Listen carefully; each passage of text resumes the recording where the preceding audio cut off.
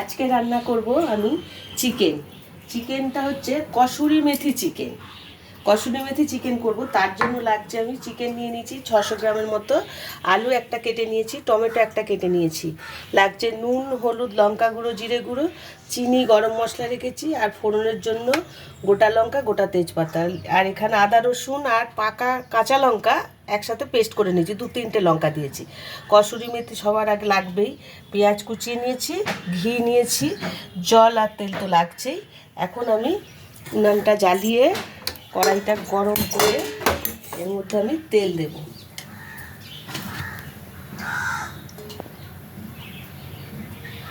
তেলটা গরম হয়ে গেছে, প্রথমে আমি আলুগুলো একটু ভেজে নেব।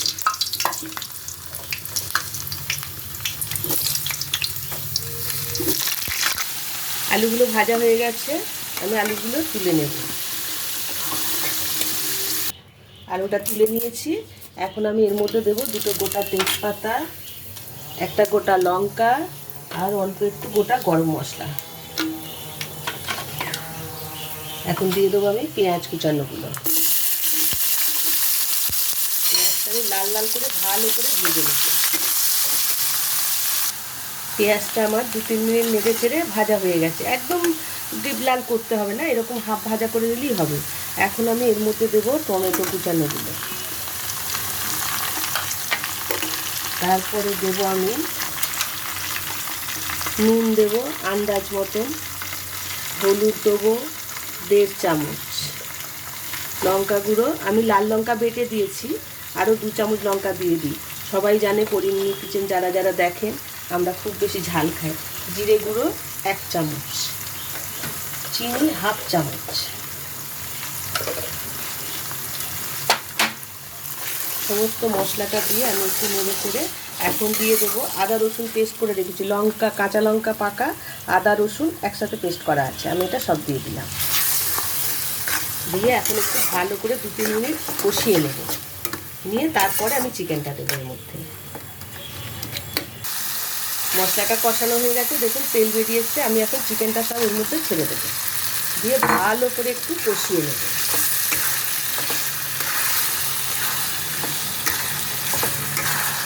ভালো করে কষিয়ে আমি এখন 3-4 মিনিট ঢেকে দেবো।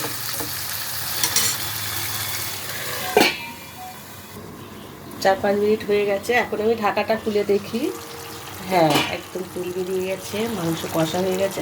এখন আমি আলুগুলো দিয়ে দেবো। আলুগুলো দিয়ে 1-2 মিনিট কষিয়ে আমি তারপরে জল দেবো।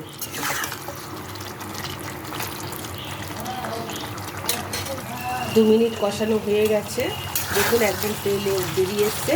আমি এখন সামান্য জল দেবো, বেশি জল দেবো না, এটা একটু মাখা মাখাই ভালো হয়, এই চিকেন তো সিদ্ধ হয়েই যায়, ব্যাস। আর আমি জল দেবো না, এখন আমি 5-7 মিনিট ঢেকে দেবো। ঢাকাটা খুলে দেখি, হ্যাঁ চিকেন প্রায় রেডি হয়ে গেছে, আলুও সিদ্ধ হয়ে গেছে, চিকেনও সিদ্ধ হয়ে গেছে। এখন আমি ঢাকাটা খুলে দেব, দিয়ে এইবার কসুরি মেথিটা, এই যে আমি কসুরি মেথি নিয়েছিলাম, কসুরি মেথিটা আমার এতটা লাগবে না, যতটা লাগবে নিয়ে এটা একটু জল দিয়ে ধুয়ে নিই। অনেক সময় ধুলো টুলো থাকে তো, কিন্তু ধুয়েই দেবেন সব সময়। আমি উপর থেকে মেথিটা ছড়িয়ে দেব, গ্যাসটা কমিয়ে দেবেন, দিয়ে মেথিটা ছড়িয়ে দেবেন, দিয়ে 1 মিনিট আমি ঢেকে দিলাম। এখন দেবো আমি 1 চামচ ঘি, ঢাকাটা খুলে নিই, নিয়ে 1 চামচের মতো ঘি দেব।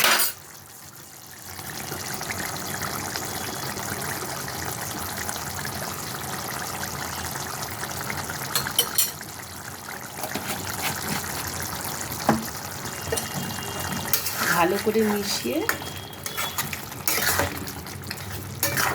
এখন আমি ঢেলে নেব, নাড়াচাড়া করে আমি ঢেলে নেব। গ্যাসটা বন্ধ করে দেব।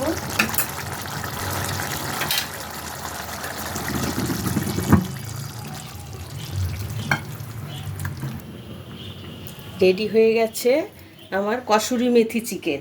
এটা ভাত দিয়ে, রুটি দিয়ে, পরোটা, লুচি সবার সাথে যায়, খুব টেস্টি। চিকেন সবসময় নানানভাবে করা হয়, তো এইভাবে একটু করে দেখবেন, খুব ভালো লাগবে।